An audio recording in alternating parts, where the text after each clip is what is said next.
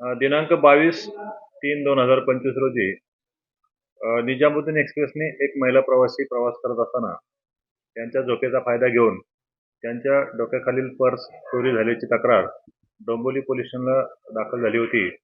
त्यावरून आमची कल्याण crime ब्रँचची team PSI Chougule यांच्या नेतृत्वाखाली काम करत होती.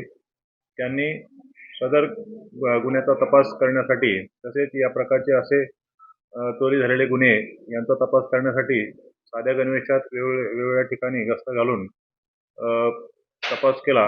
त्यांना दिनांक 24/3/2025 रोजी गुप्त बातमीदाराद्वारे माहिती मिळाली की बदलापूर शहरातील एक संशयित आरोपी येणार आहे. त्यावरून त्यांनी सापळा रचून सईमत अंजूर शेख यास ताब्यात घेऊन त्याच्याकडे चौकशी केली असता त्याने तो गुन्हा तसेच इतर टोटल 6 गुन्हे चोरी केले असल्याचे सांगून त्याच्याकडून सोन्याचे दागिने, मोबाईल फोन, आयपॅड, घड्याळ असे एकूण 4,56,000 रुपये किमतीचा मुद्देमाल हस्तगत करण्यात आलेला आहे.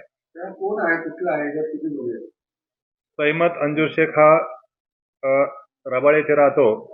त्याच्यावर यापूर्वीचे पण वेगवेगळ्या ठिकाणी गुन्हे दाखल आहेत. आता टोटल 6 गुन्हे उघडकीस आलेले आहेत.